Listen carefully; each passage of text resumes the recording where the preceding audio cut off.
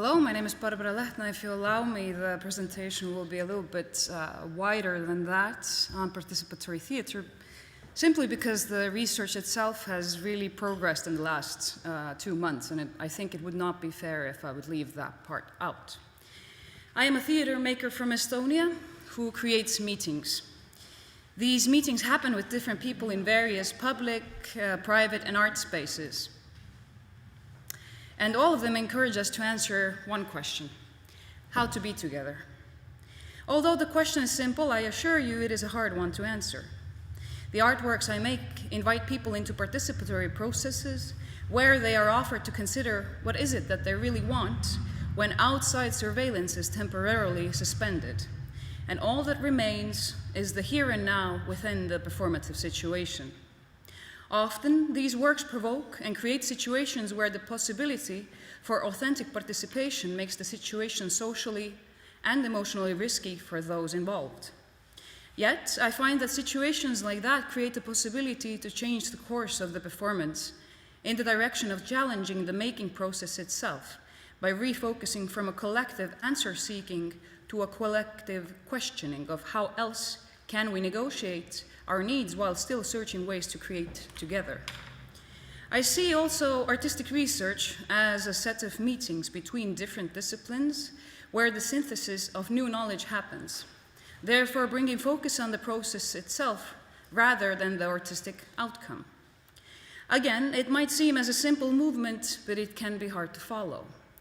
My own research on care mechanism in participatory performance has now been in process for 2.5 years. And looking back, I find that indeed the process, however successful or not, has informed the generated artworks more than the questions answered in the artwork as a product. However, today I am here to talk about both, the process and the answers.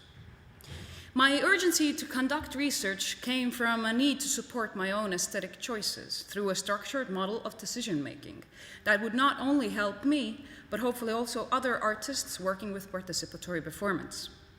In many instances prior to this research, I have had colleagues or mentors ask me if I have considered what was the level of care I was willing to give to my performers or audience members.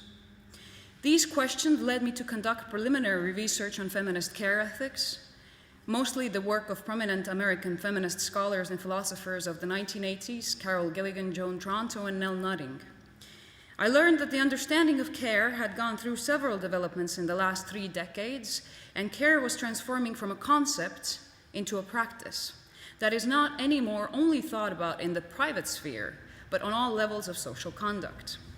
However, as the debates about when, if, and how to give care are as alive now as they were in the beginning of 1980s, I understood that the form for the model of decision-making that I was building had to be more flexible than the models proposed by these scholars, in order for artists to use them in art practices that have specific and often unpredictable power relations amongst all participants. Soon enough, I found that one possibility was to start building the model of decision-making as a care mechanism. A mechanism, according to Ukrainian economist Persbartoshki Maxim, is a codependent system of procedures that shape decisions or the rules of how these decisions are made. The aspect of codependency for the care mechanism I was building meant that any decision within the process would influence another element, resulting in a chain of changes. However, decision-making involves negotiation, where the language used for this process should be familiar to the people involved in making artistic decisions. As words and language have an important role in my work, I continued the research by probing the performativity of language to understand how it could be used to regulate what is happening before, during, and also after the performance. The evergreen writings and performative utterances by the British philosopher J.L. Austin helped me to understand that language itself can regulate any artistic processes, but language without any kind of set boundaries or common semiotic significations is too vague and cannot create an explicit system that could easily be used in unpredictable situations such as participatory performances. To come back to the problem of making decisions and negotiating artistic processes, I find that the nuances in naming actions play an important part. According to Polish linguist Anna Wierzbiczka, there is a difference in how the verbs to agree and to consent perform. To consent is to take a passive role, whereas to agree is to be involved in a more reciprocal relationship. However, she also finds that giving consent is still more active than the verb to permit. In my opinion, small yet important nuances play a distinctive role in determining how to form and regulate participation in performance practices. This realization led me to turn to the field of law, where language and the use of it is regulated more firmly than in any other discipline.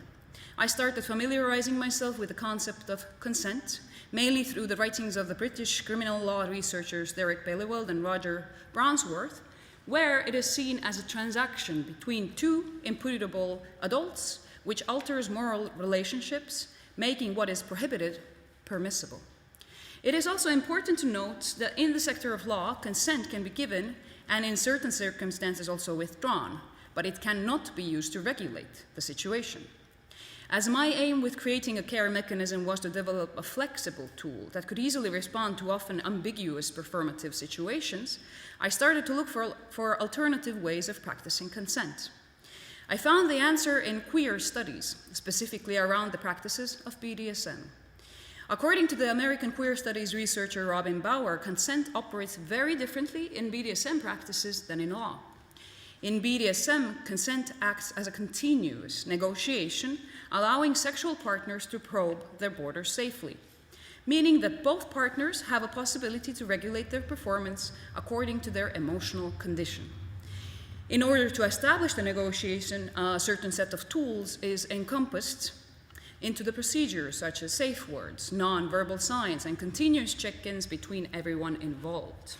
According to Bauer, these tools allow the people involved to agree upon the frames of what they are consenting to, but not necessarily on all the details of the conduct, in order to keep the excitement of the unknown alive.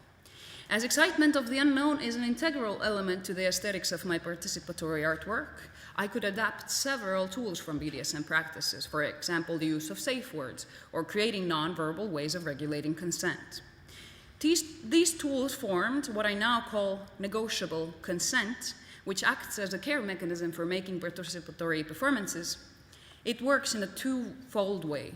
Firstly, as a space where to assess risk of the upcoming work and to make sure that considerations of the level of care provided have been made, and secondly, as a set of tools that are elastic enough to open up an in-between space amidst yes and no to regulate how much care the involved parties want to receive.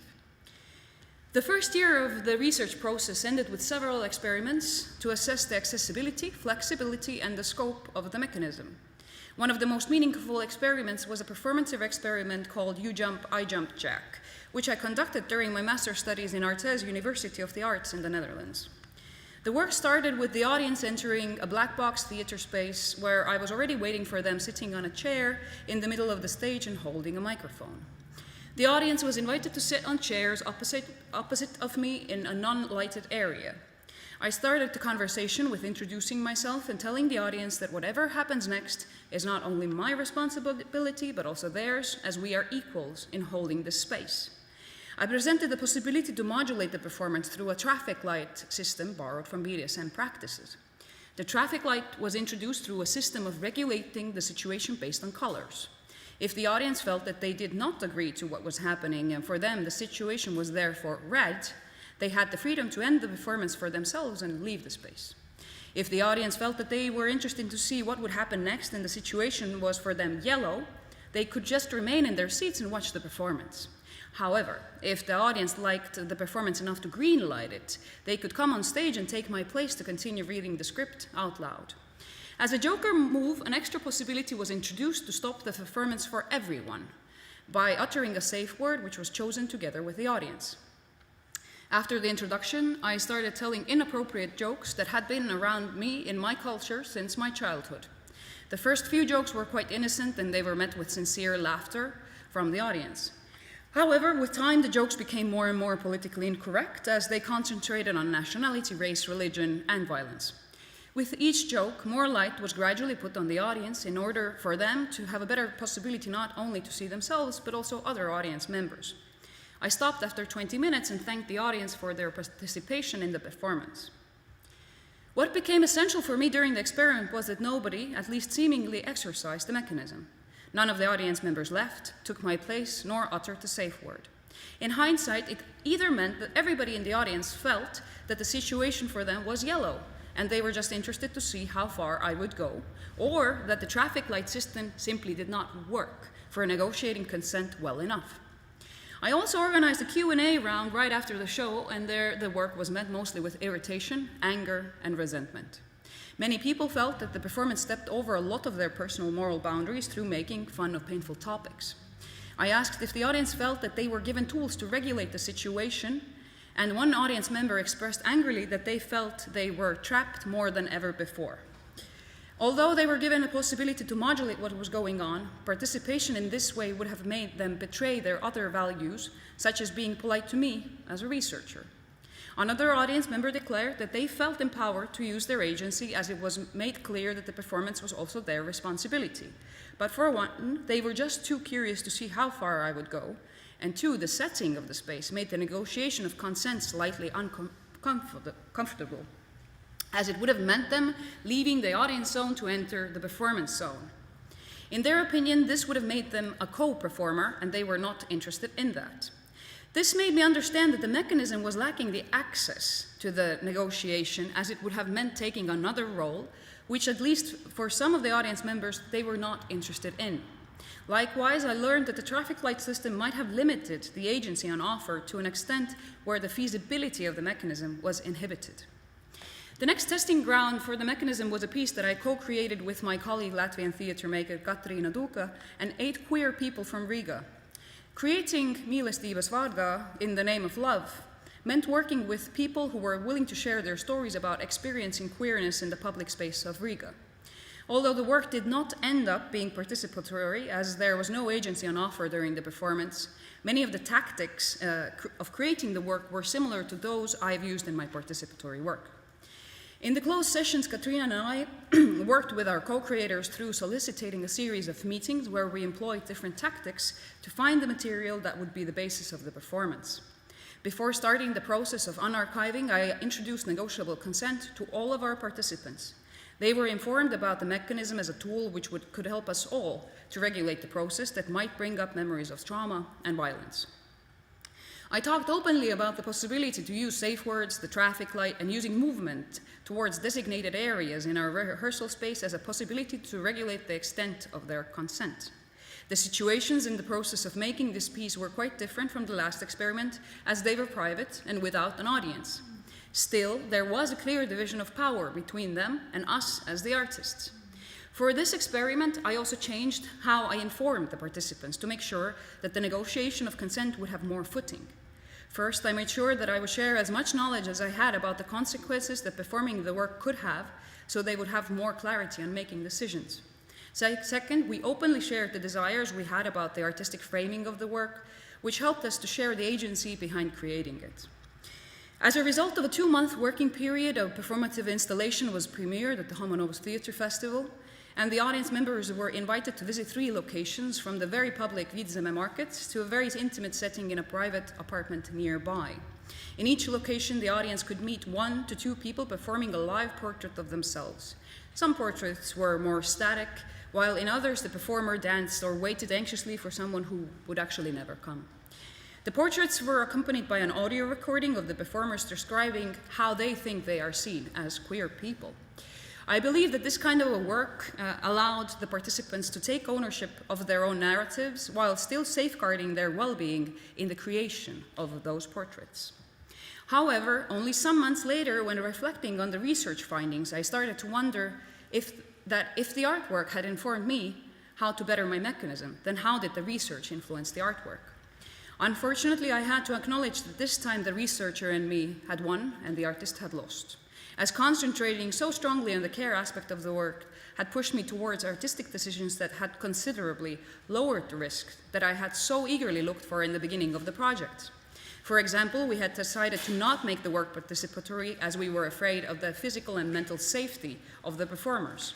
Although in retrospect, the performers at some point had expressed that they would be interested in giving at least partial agency over how the portraits are performed.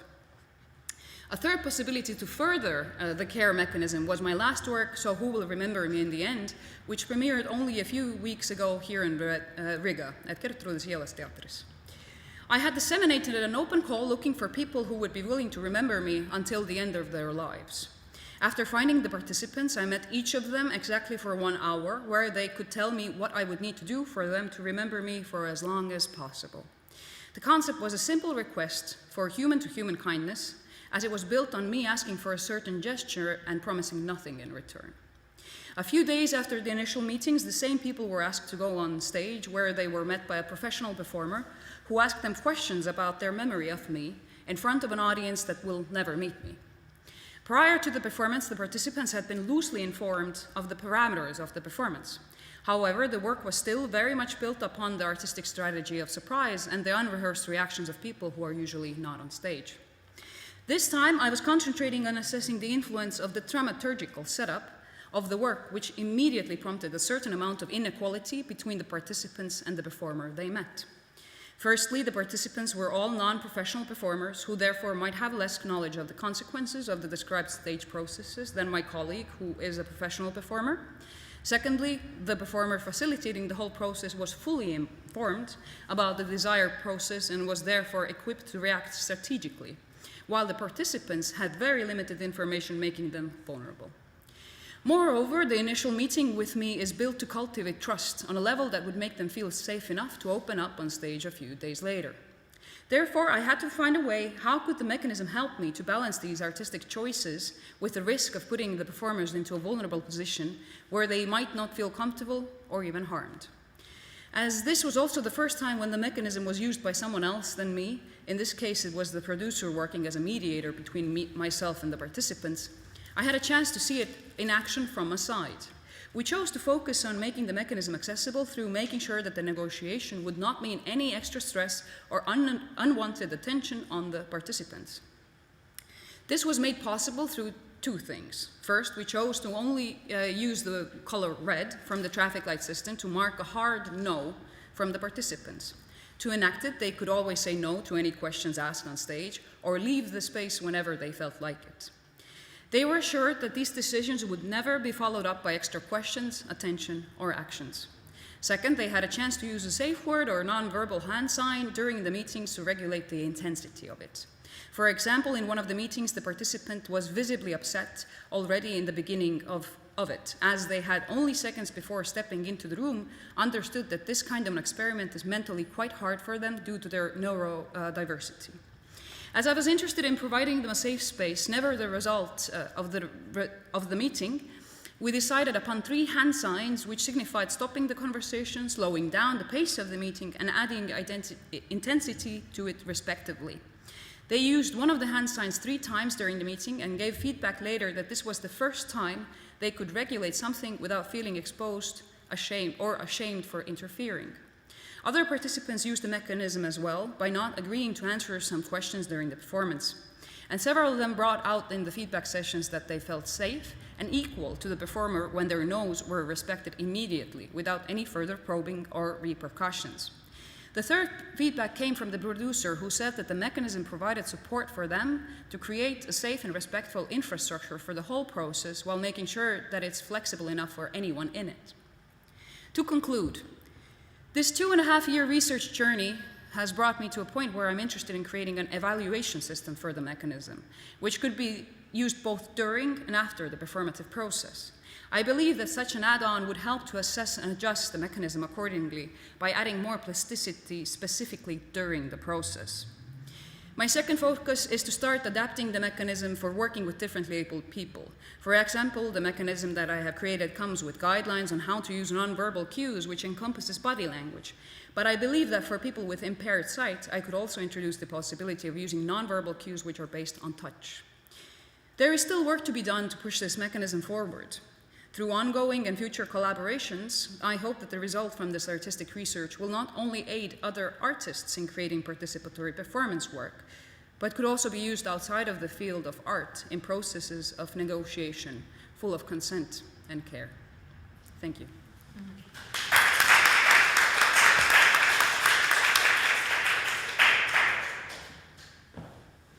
Thank you, Barbara, very much for Lūdzu. such an intense paper with our presentation. It was quite challenging to my mind because we are usually no. My face says enough. That's what's right. You were right. So if there is any questions, so please ask. Don't be shy. Be active. Well.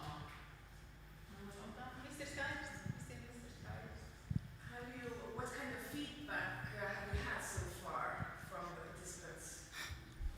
So the question is about the feedback from the participants of the experiments. Yeah, well, as during these 2.5 years, there has been numerous projects also which didn't really reach an end due to the pandemic. I would say that also the feedback has been quite different, and it's been quite dependent also if the work with the participants was done remotely, for instance through Zoom or phone calls, which I had to do for another project that we premiered in Dirty Deal Teatro some time ago, or was it face-to-face? I would say that the feedback really informed me that face-to-face, it works right now. They're happy with it. Yes, we can bring in some other aspects of it. We can take some even off, actually, to kind of really see where are the boundaries of authentic participation. However, on Zoom or phone, right now, I would say it lacks the plasticity, because a lot of it is so dependent on the person who is kind of bringing it into the process. Also, in the last experiment or the last performance that I described, I already saw that the producer used it very differently. For instance, how she introduced it was really through more of a practical matter of using spaces, how do we carry ourselves, how to be on stage, whereas my interest has always been kind of more of a conceptual kind. So I would say that the data that I have right now is that yes, in these very live contexts, the mechanism works in that sense that it really helps to provide care and also figure out what that care is. Because really this research started from me going to school in Netherlands and understanding that I hate the care being really given in this more of a Western European performance scape. And understanding that, okay, it's actually not about the care, it's the fact that I can't regulate. Because I think as you, like, lately, kind of, especially more the theater or performance festival scene is going more and more towards the aesthetic of care and less towards the aesthetic of shock, which makes kind of care bend the theater scape in this way, where very often in art spaces I feel more like a patient than an audience member. And I personally really, I don't know how you, but I have never gone to an art space to sleep. Or to get fixed in any way. So it really started from there, and I think for that it works, but there is still a lot of work to do to kind of make it work a bit better, I would say. Sure. What about the risky situations, like kind of risks you're taking? Where is your limit to step back? Is it really the sign of the person is giving you, and how it relates to your risk as an artist? Because you mean this Yeah. between art and Yeah. social dimension of art is still very debatable. Yeah, I mean, risk has really been kind of one of the main things, because really it was rather of a surprise to me and my colleague Katrina that after the work we were really assessing, like, what happened? Where was the risk? You know, like, we really had planned this, and I mean, it was not even a bad work, but definitely working on care this much had tilted something in my own head as an artist. And I mean, these processes are very, very together for me. Yes, I don't kind of think of research and then artistic work. There are processes that kind of entwine. However, if we talk about kind of the risk in this, like, very, very live situation, then it's really about that negotiation moment with that person specifically in that room. For instance, if we talk about that person who really, due to their mental disability, had more worry than, for instance, the other participants I met, then that negotiation took from 1 hour, 15 minutes. So it was really a long time, which for me as an art, I was very done, like very, very tired in the end. But at the same time, it really allowed us to first of all, choose the signs we would use and what would happen if they are used. Meaning that, for instance, if one of the hand signs that they did use 3 times was to slow down, then what would they mean by slowing down? Do I slow down in tempo of speech? Do I calm down? Do I give my agency up? Because, of course, these meetings actually had a quite specific dramaturgy. Would we just stop for a while and give 5 minutes and then continue? So it's really about this negotiation, and I think the second moment is to go into it again. So, for instance, with them, during the meeting, I think halfway through, we took another moment, which was kind of this check-in. How are you feeling now? Do you still feel anxious? Do you still want to be here? Because it is, and completely reassuring that it's okay if you don't. Also, on stage, the performer knew that if any of the participants in the spotlight would give a hand sign that they want out, so it's a hard no, then there was a mechanism so that the performer could kind of play them out, so they wouldn't have to do this. But there was really a mechanism, so it would kind of hopefully seem at least kind of normal. So yeah, it's always this really this. I am also kind of trying to put together a spreadsheet how to risk assess these situations, but it's really hard to encompass all of these possibilities. Where in this algorithm is your artistic ambition? It's a factor of risk, or it's. In this algorithm, where is your ambition as an artist? Where do you feel like failed as an artist in this case? Okay. Good question. The question was were there any conditions in which the author failed like an artist? I think so, because for instance, with Mīles Tības vārdā, the second work I described, the initial idea as an artist was to make participatory work, where the audience can really share the agency of what is happening, first in the very public, then in the semi-public, and then in a very private space. However, as this performance happened only a few months later after the very alleged homophobic attack in Tukums, so that the climate was quite different, and that made us really think that what if we put these people into a private apartment where there's no one, and them, and what do we actually do? But at the same time, if I would have trusted the mechanism kind of as an artist, they expressed several times with knowing full consequences that they actually would have liked it. They would have wanted it.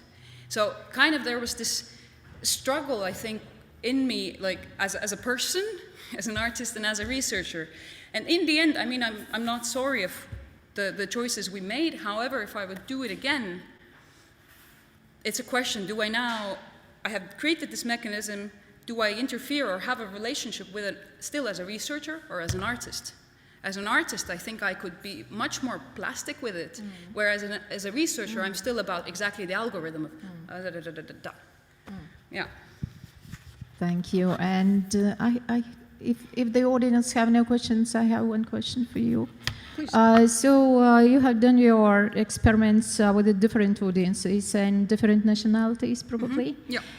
Were there any differences regarding those national mentality topics, or Yeah, I think it's there were no? definitely. I mean, it starts, I think, from the discussion, why doesn't Latvian nor Estonian really have a word for care? So I think it starts already kind of from this, that there are terms that kind of work or describe it, but we were really having a lot of difficulty in finding one word that all of us understand exactly the same way, that it's not care work in a hospital, for instance. It is not mothering care, but it is the care, So I think it starts, first of all, already from this semiotics and semantics and linguist sciences. Second, Psycholinguistics. yes, exactly, psycholinguistics. So what I would say as a kind of a commentary, and this is not so much of a research finding, but really a commentary, is that I think Latvians don't really want care that much. Estonians want it kind of a little bit more, but they really want to see how they do it. And I would say that the Scandinavian audiences, they want nothing but care. Meaning that somehow I think there is some kind of an axis. Also, I would say in the Netherlands and Germany, where I've done quite a lot of my work, it's mostly about the negotiation itself. Really, people love these discussions. Very often it's actually for an artist or a performer quite hard to kind of package them up and now go forward. They would just stay in these negotiations forever and ever. So definitely there is some kind of an axis of care or kind of, and we've been even starting to talk with Katrina that perhaps there would need to be another research on kind of this post-Soviet eastern side of care. Probably. What does it mean? If it doesn't mean this, then what does it mean? But that would be another 3 years, I think. So thank you very much for a very interesting paper. And